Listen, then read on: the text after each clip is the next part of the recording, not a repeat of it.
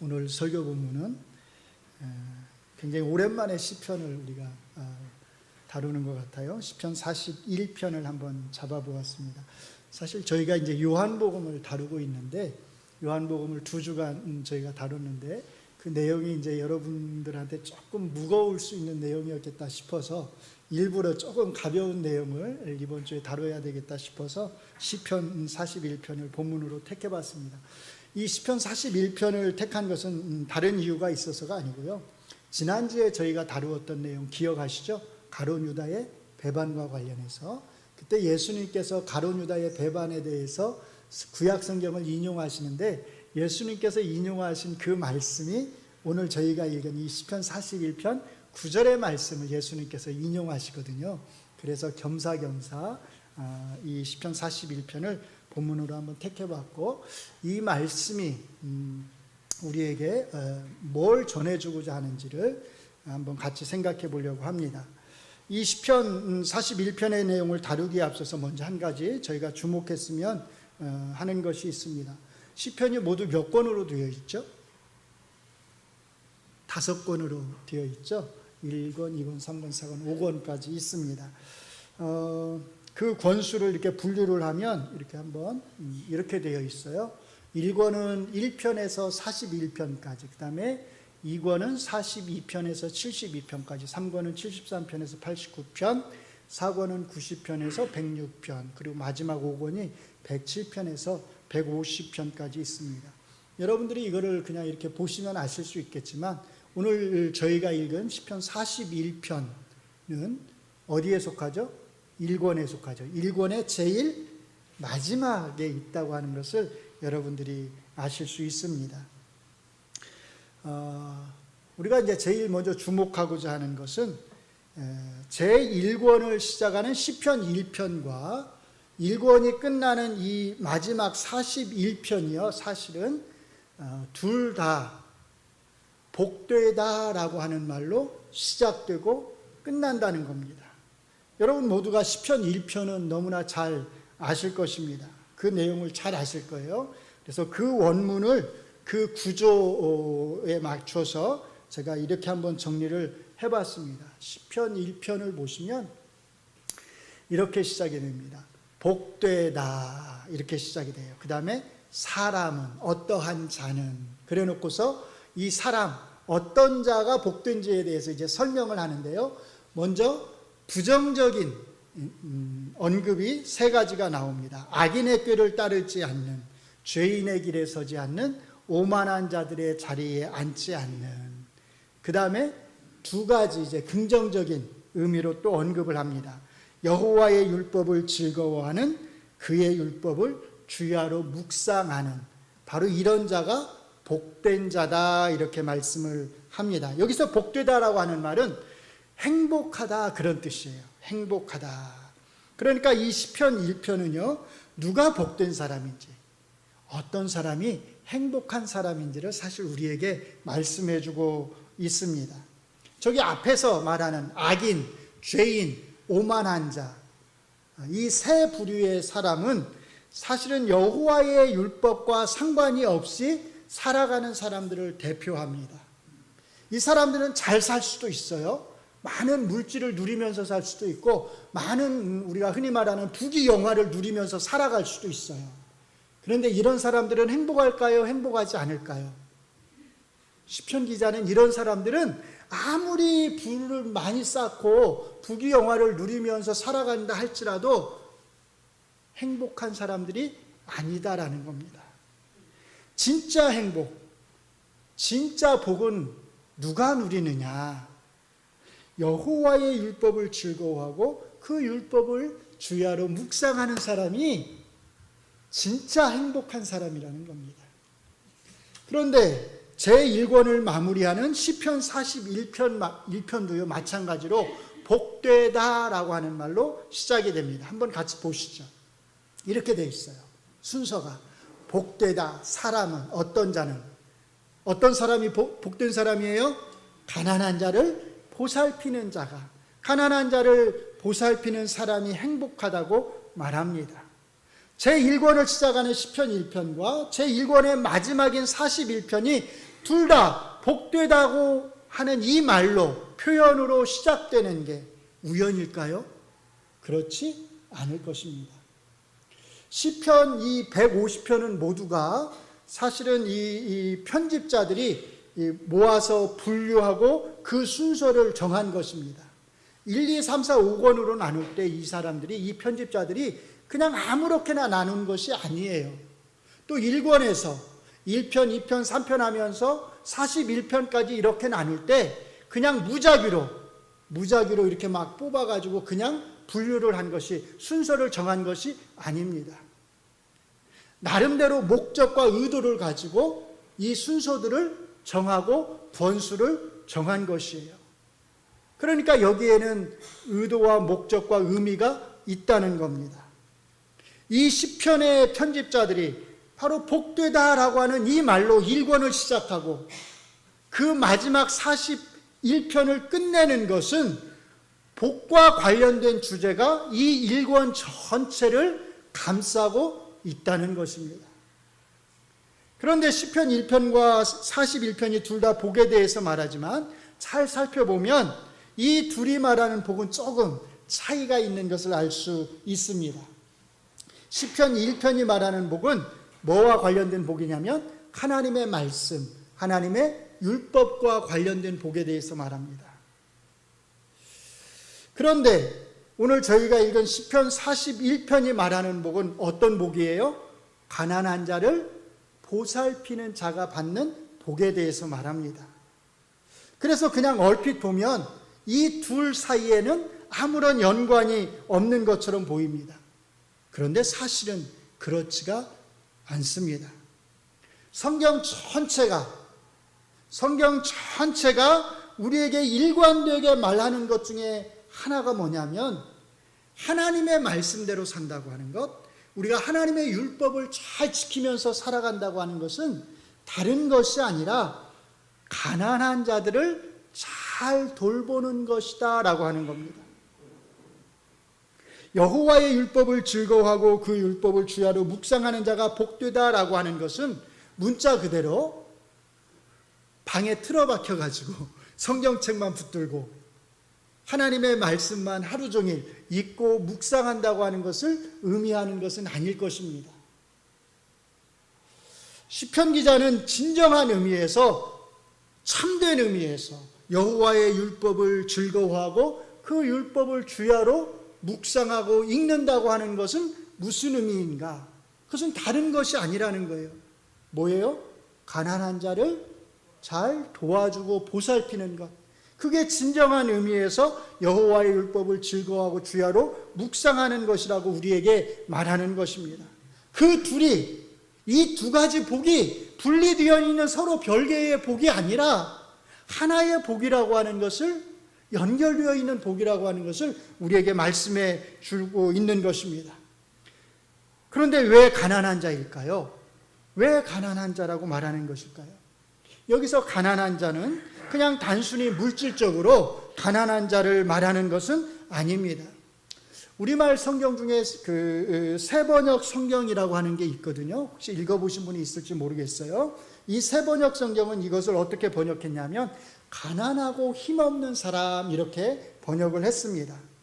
아마도 넓은 의미에서 보자면 우리가 흔히 말하는 사회적인 약자들을 모두 포함해서 가난한 자, 이렇게 말하는 것일 겁니다. 중요한 것은 이렇게 가난한 자들, 힘없는 자들, 사회적 약자들에게 하나님께서 항상 관심을 가지고 있다는 겁니다. 하나님이 이런 자들을 항상 돌보아 주시기를 바란다는 겁니다. 그래서 출애굽기 22장 21절로 3절에서도 보시면 하나님은 이스라엘 백성들을 향해서 이렇게 명령하십니다. 너는 이방 나그네를 압제하지 말며 그들을 학대하지 말라. 너희도 애굽 땅에서 나그네였습니다. 너는 과부나 고아를 해롭게 하지 말라. 내가 만일 그들을 해롭게 함으로 그들이 내게 부르짖으면 내가 반드시 그 부르짖음을 들으리라. 그래서 이스라엘의 왕이 해야 될 가장 중요한 일, 이스라엘의 왕이 해야 될 가장 중요한 책임이 뭐냐면 가난한 자들, 소외된 자들, 약한 자들을 잘 돌보는 것이었습니다. 그런 사람들이 억울한 일을 당하지 않도록 잘 그들의 억울함을 해결해 주는 것, 바로 이것이 이스라엘의 왕이 해야 될 아주 중요한 일 중에 하나였습니다. 그래서 잠언 29장 14절은 이렇게 말합니다. 왕이 가난한 자를 성실히 신원하면, 그들의 억울함들을 잘 들어주면 그의 왕위가 영원히 견고하리라. 이것뿐만이 아닙니다. 잠언 22장 9절은 또 이렇게 말합니다. 선한 눈을 가진 자는 복을 받으리니 이는 양식을 가난한 자에게 주민이라. 시편 72편 12절로 14절은 가난하고 궁핍한 자들에 대한 하나님의 관심을 이렇게 직접적으로 표현합니다. 그는 궁핍한 자가 부르짖을 때에 건지며 도움이 없는 가난한 자도 건지며 그는 가난한 자와 궁핍한 자를 불쌍히 여기며 궁핍한 자의 생명을 구원하며 그들의 생명을 압박과 강포에서 구원하리니 그들의 피가 그의 눈앞에서 존귀히 여김을 받으리로다. 이렇게 하나님은 가난한 자, 연약한 자, 힘없는 자들에게 항상 관심을 가지고 계신다는 것입니다. 오늘 저희가 본문으로 읽은 이 시편 41편은 가난하고 궁핍한 사회적 약자들에 대한 하나님의 관심이라고 하는 이런 맥락 속에서 지금 말해주고 있는 것입니다. 그래서 시편 기자는 1절에서 가난한 자를 보살피는 자에게 복이 있다 이렇게 말을 하는 것입니다. 그런데 그 이유는 다른 것이 아니라, 왜냐하면 재앙의 날에, 그가 당하는 재앙의 날에 여호와께서 그를 건지실 것이기 때문입니다. 재앙의 날이라고 하는 말은 그가 어떤 어려움을 당할 때 그런 뜻입니다. 그가 어떤 재앙을 만났을 때 하나님이 그를 모른 채 하지 않으신다는 겁니다. 그가 어떤 고통 가운데 빠졌을 때에 하나님께서 그의 그 고통을 외면하지 않으신다는 겁니다. 하나님이 그가 가난한 자를 도와준 그 일을 기억하시고 그를 그 재앙에서 건져 주신다는 겁니다. 바로 이것이 시편 41편의 저자인 다윗의 확신입니다. 그런데 자세히 보시면 여기에서 다윗 왕이 가난한 자를 보살피는 자에게 복이 있으며 재앙의 날에 여호와께서 그를 건지시리로다 이렇게 말을 할 때, 사실 다윗 왕은요 다른 사람에 대해서 이야기하는 것이 아니라 자기 자신에 대해서 지금 말을 하고 있습니다. 자기 이야기를 하고 있는 거예요. 여기에서 가난한 자를 보살피는 자는 물론 가난한 자를 보살피는 사람 누구나를 가리키지만, 구체적으로 말하면 사실은 다윗 왕 자기 자신을 말하고 있습니다. 그리고 재앙의 날에 이렇게 말을 할 때 이 재앙의 날은 이 4절로부터 11절까지 설명되고 있는 자기의 상황, 자기가 처해 있는 그 어려움의 상황, 그 힘겨운 상황을 가리켜서 재앙의 날에 이렇게 말을 하고 있는 것입니다. 다윗 왕이 처해 있는 이 외롭고 힘겨운 상황은 크게 셋으로 나누어 볼 수 있습니다. 첫째로 그가 어떤 질병에 걸려서 지금 거의 죽을 지경에 이르렀다는 겁니다. 둘째로 이런 상황 속에서 그를 대적하는 원수들이 그가 빨리 죽기를 바라면서, 다윗 왕이 빨리 죽기를 바라면서 온갖 악담을 해대고 다닌다는 겁니다. 셋째로 다윗 왕이 처해 있는 이런 어렵고 힘겨운 상황을 더욱더 악화시키는 것이 있습니다. 그것은 다른 것이 아니라 심지어 다윗 왕이 신뢰하는 그의 가장 가까운 친구까지도 그에게 등을 돌리고 원수들과 한패가 되었다는 겁니다. 이런 세 가지 상황이 4절로 11절에 묘사되고 있습니다. 먼저 4절은 다윗 왕의 기도 내용입니다. 4절을 보시면 여호와여 내게 은혜를 베푸소서, 내가 주께 범죄하였사오니 나를 고치소서 이렇게 기도합니다. 자기의 병으로부터 고쳐달라고 기도하는 것입니다. 그런데 5절을 보시면 다윗 왕의 원수들은 이렇게 죽을 병에 걸려있는 다윗 왕을 향해서 악담을 합니다. 뭐라고 악담을 하냐면 그가 어느 때에나 죽고 그의 이름이 언제나 없어질까, 그가 이 땅에서 빨리 사라졌으면 좋겠다는 겁니다. 이것뿐만이 아닙니다. 6절과 7절을 보시면 이 원수들은 다윗 왕을 병문안 옵니다. 병문안을 와서 다윗 왕이 빨리 죽기를 바라는 그 자기들의 속마음은 감춰두고 겉으로는 뭐라고 말하냐면 왕이여 빨리 낫기를 바랍니다.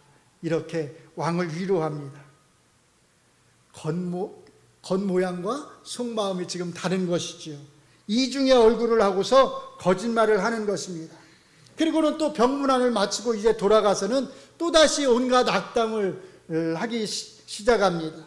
그리고 이 원수들은 서로 함께 모여서 자기들끼리 수군거리면서 이렇게 말합니다. 악한 병, 그 말은 다른 말로 말하면 죽을 병을 말하는 겁니다.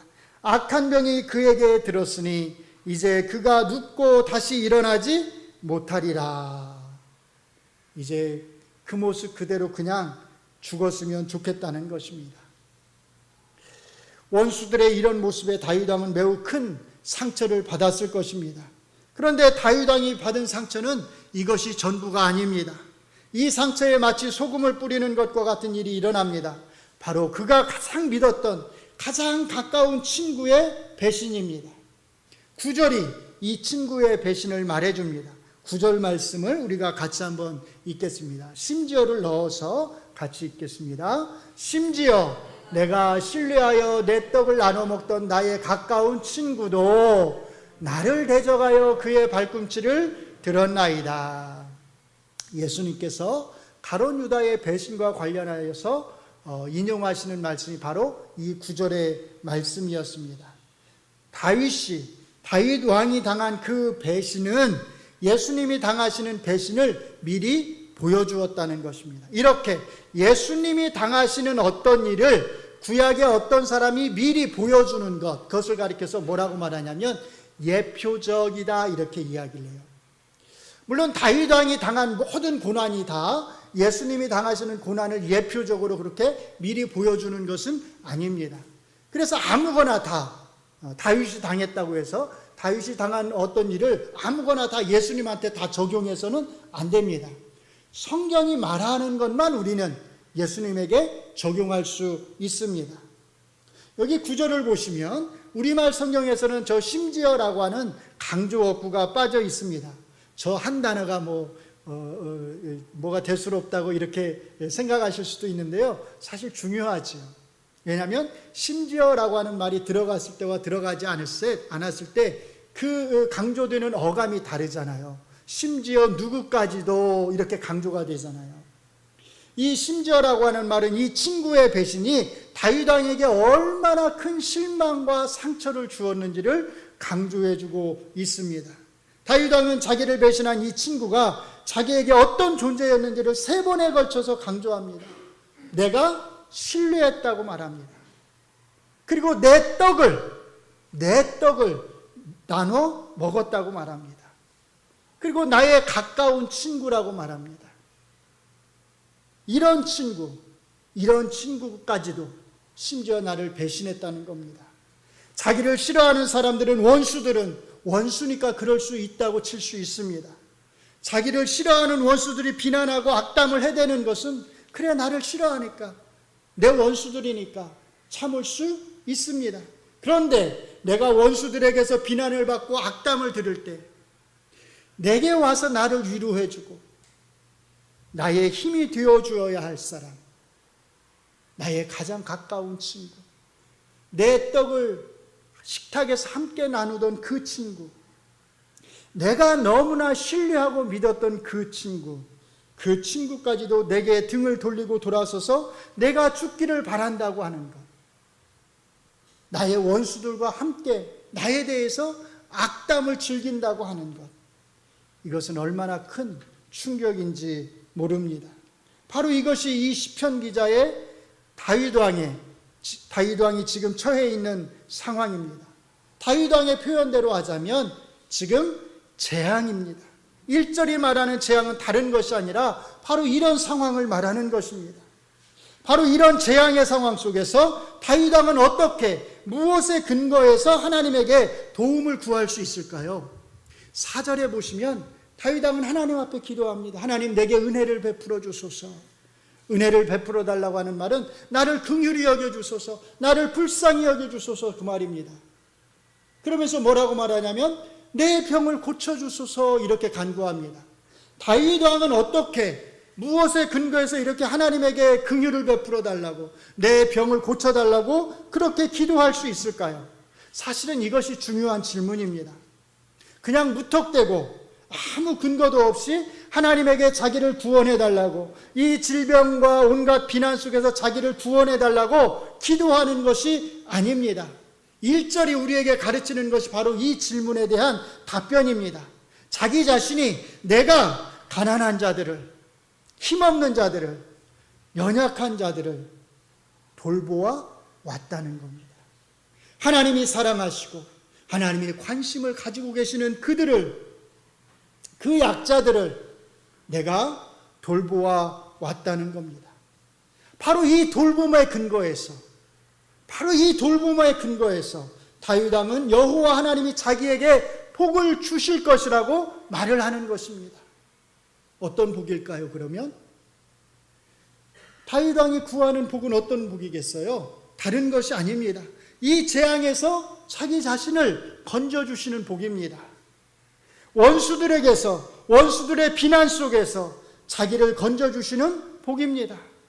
자기가 지금 당하고 있는 이 죽을 병, 이 악한 병으로부터 자기 자신을 회복시켜주는 그런 복입니다. 그 복을 구하고 있는 것입니다. 그렇게 구할 수 있는 것은 자기가 행한 일, 가난한 자를 돌본 일이 있기 때문입니다. 2절과 3절은 4절로 11절에 있는 다윗 왕의 상황과 관련해서 다윗 왕이 가지고 있는 세 가지 확신을 표현합니다. 첫째로 2절 전반절에 보시면 여호와께서 그를 지키사 살게 하시리라 이렇게 말합니다. 둘째로 2절 후반절에 보시면 주께서 그를 원수들의 뜻에 맡기지 않는다 이렇게 말합니다.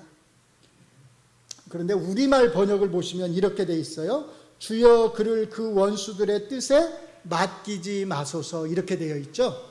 맡기지 마소서 이 말은 기원을 나타내는 겁니다.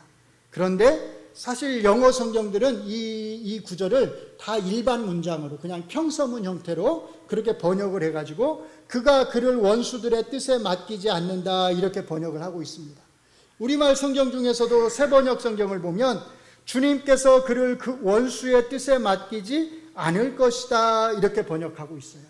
사실은 이게 더 좋은 번역일 것입니다. 원수의 뜻에 맡기지 않는다 그 말은 원수들이 원하는 게 뭐죠? 다윗 왕이 빨리 죽는 거잖아요. 다시는 못 일어나는 거잖아요. 그렇게 만들지 않을 거라는 겁니다. 그게 두 번째 확신입니다. 마지막 셋째로는요, 3절에 보시면 여호와께서 그를 병상에서 붙드시고 그가 누워 있을 때마다 그의 병을 고쳐주신다 이렇게 말합니다. 그러니까 2절과 3절에 있는 이 세 가지, 그를 지켜주셔서 살게 해줄 거라고 하는 것, 그 다음에 원수의 뜻대로 해주지 않을 거라고 하는 것, 그 다음에 병을 고쳐주실 거라고 하는 것, 이 세 가지는 사실상 누구 얘기를 하는 거예요? 자기 이야기하는 거죠. 다윗 왕 자기의 상황을 지금 이야기하는 겁니다. 그러니까 1절로 3절에 있는 자기의 상황에 근거해서 4절로 11절에 자기가 지금 어떤 상황에 있는지를 설명을 한 거예요. 그래서 이 시편 41편의 주제를 이제 우리가 한 줄로 정리해서 표현하면 이렇게 표현해 볼 수 있습니다. 같이 한번 읽어보겠습니다. 시작. 가난한 자를 보살피는 자가 재앙의 날에 여호와의 건지심을 받는 복을 구할 수 있다. 이게 41편의 메시지의 핵심입니다. 누가 하나님의 복을 받을 수 있는가? 누가 하나님에게 복을 구할 수 있는가? 하나님의 복을 구하기 원하는 자는 가난한 자를 잘 보살펴야 된다는 겁니다. 잠언 19장 17절은 시편 41편의 이 주제를 뒷받침하는 근거 구절이라 할 수 있습니다. 같이 한번 읽어보겠습니다. 시작. 가난한 자를 불쌍히 여기는 것은 여호와께 꾸어드리는 것이니 그의 선행을 그에게 갚아주시리라. 아멘. 사랑하는 성도 여러분, 여러분이 재앙의 날을 만났을 때 여러분은 하나님 앞에 긍휼을 베풀어 달라고 구하실 수 있나요? 하나님 나에게 은혜를 베풀어 주옵소서. 하나님 나를 긍휼히 여겨 주시옵소서. 하나님 나를 불쌍히 여겨 주시옵소서. 이렇게 하나님 앞에 구할 수 있느냐는 겁니다. 그렇게 구할 수 있는 복된 삶을 살아가고 있느냐는 겁니다. 그렇게 구할 수 있으려면 어떻게 하면 되죠? 가난한 자들을 잘 살펴주면 됩니다. 그들을 사랑하면 됩니다. 하나님을 향한 우리의 믿음이 가난한 자들, 연약한 자들, 힘없는 자들, 사회적 약자들을 보살피는 것을 통해서 드러나야 합니다. 그러한 사회적 약자들이 아파할 때 같이 아파하고 그들을 차별하지 않고 그들의 고통을 공감하면서 그들의 아픔을 함께 나눌 수 있어야 합니다. 믿음으로 산다고 하는 것은, 하나님의 말씀대로 산다고 하는 것은 이것을 잘하는 겁니다. 시편의 이 1권이 우리에게 말하려고 하는 게 바로 이것입니다. 하나님의 율법을 주야로 묵상한다고 하는 것은 가난한 자들을 잘 돌보는 것과 동떨어져 있지 않다는 겁니다. 하나님의 율법을 잘 지킨다고 하는 것은 가난한 자들의 그 아픔을 나누는 것과 별개가 아니라는 겁니다. 그리스도인들은 다른 누구보다도, 믿지 않는 사람들보다도 이것을 진짜 잘해야 합니다. 왜냐하면 그리스도인들의 마음속에는, 우리의 마음속에는 이 하나님의 마음이 있기 때문입니다. 그리스도인들의 마음속에는 우리를 불쌍히 여기시는, 우리를 긍휼히 여기시는 그 하나님의 긍휼한 마음이 있기 때문입니다. 이것과 관련해서 딱 한 가지만 말씀을 드리고 오늘 말씀을 마치도록 하겠습니다. 여러분들은 누구나가 정치적 신념을 가지고 계실 것입니다. 어떤 분은 보수적인 그런 정치적 신념을 가지고 계실 것이고, 또 어떤 분은 진보적인 신념을 가지고 계실 것입니다. 또 어떤 분은 목사님 저는 진보도 아니고 보수도 아닙니다, 뭐 이렇게 말하시는 분도 있을 거예요. 어쨌든 다 좋습니다. 보수적이든 진보적이든 정치적 신념을 갖는 것이 그 자체로 잘못된 것은 아닙니다. 그런데 제가 보니까 이제 한 가지 안타까운 점이 있습니다. 그게 뭐냐면 자기가 가지고 있는 그 정치적 신념 때문에, 그 신념에 너무 몰두한 나머지, 그 신념에 너무나 사로잡힌 나머지 하나님이 주신 긍휼한 마음 있잖아요. 하나님이 주신 남을 불쌍히 여기는 그 마음을 잃어버리는 사람들이 있다는 겁니다. 제가 개인적으로 잊을 수 없는 기억이 하나가 있습니다. 여러분 모두 세월호 사건 잘 아시죠? 진도 팽목항에서 배가 침몰해서 안산의 그 단원고 학생들을 비롯해서 300여 명이 죽었던 사건입니다. 아마 이 사건이 있고 한 1, 2년 정도 지나지 않았을까 싶어요. 그때까지도 사실 이 자식을 잃은 그 단원고 학생들의 그 부모들은 한참 막 광화문에서 이렇게 집회를 하고 했었잖아요. 천막농성도 하고 했었는데, 제가 한 번은 여기 신림동에서, 그때 신림동 살 때니까 그 근처에서 길을 가고 있는데 조그마한 사거리였거든요. 거기에 조그마한 1톤 그 트럭이, 용달차가 이렇게 세워져 있었는데 선거할 때처럼 이렇게 그 천막이 둘러쳐져 있고 거기에 플랜카드 같은 게 크게 이렇게 있었는데, 거기에 이 세월호 학부모들을 조롱하는 글귀가 이렇게 있었어요. 근데 그것뿐만이 아니라 그 옆에 이렇게 크게 그림이 하나 그려져 있었는데, 어떤 그림이었냐면 물고기들이 먹이를 먹는 이런 그림이 그려져 있었습니다. 제가 길을 지나다가 그걸 보고서 너무나 큰 충격을 받았어요. 그게 뭘 의미하는지 아시죠? 야, 어떻게 이런 그림을 그릴 수 있을까? 그런데 사실은 그 전에 또 어떤 일이 있었냐면, 여러분들도 아마 기억을 하시겠지만 이 부모들이 광화문에서 이렇게 막 농성을 하고 하니까 또 일부 어떤 사람들은 그 옆에서 일부러 피자를 시켜 먹고 오뎅을 또 시켜서 먹고 막 그랬잖아요. 이 오뎅이 나타나는 게 뭐죠? 이게 물고기, 오뎅, 아이들, 물고기 밥이 되었다고 하는 것을 의미하잖아요.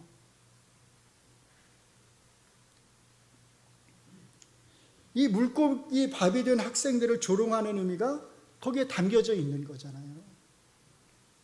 그래서 이런 모습을 보면서 굉장히 큰 충격을 받았고, 야, 어떻게 사람이 이렇게까지 악할 수 있을까, 이런 생각을 하게 되었습니다. 물론 자기의 정치적 신념에 따라서 이렇게 광화문에서 집회를 하고 이런 것에 대해서 반대할 수는 있어요. 그런데 이런 식으로 사랑하는 자식들을 잃은 그 부모들을 조롱하고 바다에 수장된 그 학생들이 물고기 밥이 되었다고 하는 식으로 그렇게 조롱하는 것, 그것은 사실 인간이 생각할 수 있는 그 한계를 넘어선 것입니다. 이 사람들은 하나님이 믿는 사람뿐만 아니라 믿지 않는 사람들의, 모든 사람들의 마음속에 공통적으로 준 그 긍휼의 마음, 다른 사람을 불쌍히 여길 줄 아는 그 마음, 그 마음을 완전히 상실한 사람들입니다. 문제는 그리스도인들 가운데서도 어떤 사람들은 이런 사람들과 동조하는 사람들이 있었다는 것입니다. 왜 그럴까요? 왜 이 사람들은 그리스도인임에도 불구하고 하나님이 주신 그 긍휼한 마음을, 그 불쌍히 여기는 마음을 다 상실해버린 것일까요? 제가 볼 때는 그 정치적 신념이 너무 크다 보니까 그 정치적 신념으로 인해서 그리스도인이 가져야 될 그 마음을 상실해버린 것입니다. 어떤 사람들은 정치적 신념이 하나님의 마음보다 위에 놓여버린 것입니다. 정치적 신념이 우리의 종교적인 신앙보다 위에 있어서는 안 됩니다. 정치적 신념 가질 수 있어요. 그러나 그것이 우리가 마땅히 가져야 될 하나님이 우리에게 주신 그 마음, 그 긍휼의 마음을 상실하도록 해서는 안 된다는 겁니다. 타인의 아픔을 나의 아픔으로 느끼고 타인의 고통을 함께 공감할 줄 아는 그 마음, 가난한 자들, 연약한 자들, 사회적 약자들을 불쌍히 여기는 그 마음보다 우리의 정치적 신념이, 그것이 아무리 가치가 있고 위대하다 할지라도 위에 있어서는 안 된다는 것입니다. 제가 지금 정치 이야기를 하는 것이 아닙니다. 우리가 그리스도인으로서 가져야 될 마음에 대해서 말하는 겁니다. 하나님이 우리에게 주신 마음에 대해서 말하는 겁니다. 세월호 가족만이 아닙니다. 그게 누구든지 간에 가난한 자들이 있다면, 연약한 자들이 있다면, 고난 가운데 있는 자들이 있다면, 그 사람이 때로는 우리와 다른 생각을 가지고 있다 할지라도 우리는 하나님의 마음을 가지고 하나님이 우리에게 주신 그 불쌍한 이 여기는 그 마음을 가지고 그들의 손을 잡아주어야 하고 그들을 안아줄 수 있어야 합니다. 이것이 그리스도인의 모습입니다. 저는 이 마음을, 이 하나님의 마음을 우리가 잃어버리지 않기를 정말 간절히 바랍니다. 그 무엇도 하나님이 우리에게 주신 이 긍휼의 마음을 빼앗아 가지 않기를 바랍니다. 무엇보다 저는 우리 동작중학교의 성도들이 서로가 서로를 향해서 이 불쌍히 여기는 마음을 가질 수 있기를 바랍니다. 그 마음을 가질 수 있도록 우리가 함께 기도할 수 있기를 바랍니다. 하나님, 우리 동작중학교의 모든 성도들이 서로가 서로를 불쌍히 여기는 마음을 가지고 서로를 긍휼히 여기는 마음을 가지고 서로를 섬기게 하시고 서로를 사랑하게 하시고 서로 하나가 되게 하여 주시옵소서. 이렇게 기도하시는 성도님들이 되시기를 간절히 바랍니다. 우리가 진실된 마음으로 정말 서로를 불쌍히 여기고 긍휼히 여긴다면 하나님께서도 우리를 긍휼히 여겨주시고 우리를 불쌍히 여겨 주실 것입니다. 그래서 우리가 재앙을 만났을 때에, 우리가 재앙의 날을 만났을 때에 하나님께서 우리를 건져주시는 그 복을 우리가 누릴 수 있을 것입니다. 사랑하는 성도 여러분, 마지막으로 여러분에게 부탁을 드립니다. 여러분에게 하나님이 주신 마음, 다른 사람을 불쌍히 여기고 그의 고통에 공감할 수 있는 그 마음을 절대로 잃어버리지 마시기 바랍니다. 바로 그 마음이 우리를 향하신 하나님의 마음이기 때문입니다. 바로 그 마음이 여러분이 재앙을 만났을 때 여러분을 그 재앙에서 구해주는 복을 가져다 줄 것이기 때문입니다. 이 시편 41편의 이 핵심적인 메시지를 우리 예수님께서는 팔복의 말씀을 통해서 이렇게 표현하셨습니다. 마지막으로 이 말씀을 우리가 함께 읽는 것으로 오늘의 말씀을 마치도록 하겠습니다. 같이 읽습니다. 복되도다 긍휼히 여기는 자들은, 왜냐하면 그들이 긍휼히 여김을 받을 것이기 때문이다. 아멘. 기도하겠습니다. 하나님, 우리를 긍휼히 여기시고 우리를 불쌍히 여기셔서 우리에게 놀라운 구원의 은혜를 베풀어 주시고 오늘까지 그 놀라운 은혜들을 입게 하심을 감사합니다. 하나님께서 우리에게 베풀어 주신 그 은혜뿐만 아니라 하나님께서 우리의 마음속에 심겨두신 그 하나님의 마음, 다른 사람들을 불쌍히 여기는 마음, 연약한 자들을 불쌍히 여기는 마음, 서로를 긍휼히 여기는 그 마음, 아픔을 당하는 자들과 함께 울어주고 그들의 고통을 공감할 수 있는 그 마음을 우리가 잃어버리지 않게 하여 주시옵소서. 예수님 이름으로 기도합니다. 아멘.